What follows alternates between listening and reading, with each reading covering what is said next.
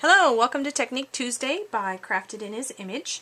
Today I'm going to show you a technique. I tend to call it a watercolor background because that's we're going to make a little background to stamp an image over top of. We're going to use an acrylic block. We're going to use some markers that are water-based. We're going to use just a regular piece of paper. You could use watercolor paper, but in this case I'm just using Stampin' Up! Whisper White. And we need a little bit of water in a spritzer. So here we go. We're going to get started. Move this here just so you can see.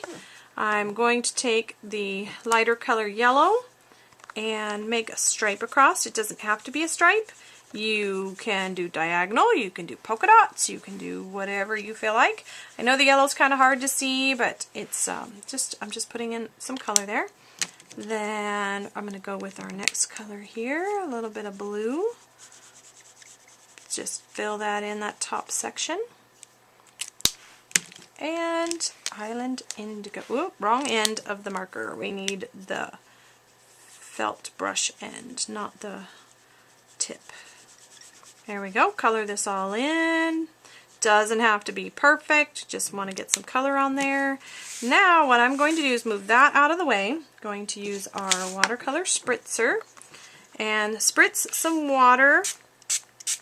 Want to make sure I've got a pretty good amount, but I don't want it too much.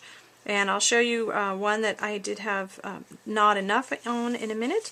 But here, we're going to take this back. Here's our paper. I'm going to flip this over and hold it so that you can see what I'm doing. And stamp it down. Now, because I am not using watercolor paper, I let it set for just a second so the paper can absorb all the liquid and then lift up. And I have a really pretty watercolor background. This one almost looks like a sunset.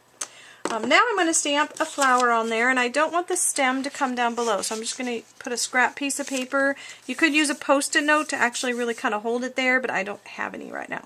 So we're going to use what we got. Now I'm going to ink up my stamp. And stamp the flower right there. Then pull that out of the way, see how that works. And we need a little sentiment on that. So this one is going to say, "You make me happy." There we go. Very nice. And then, here is a card that I made, finished, and I just attached the white onto an Island Indigo background. And here's one you can see where I mentioned where I didn't put quite as much water on. You can see it's a little more speckly.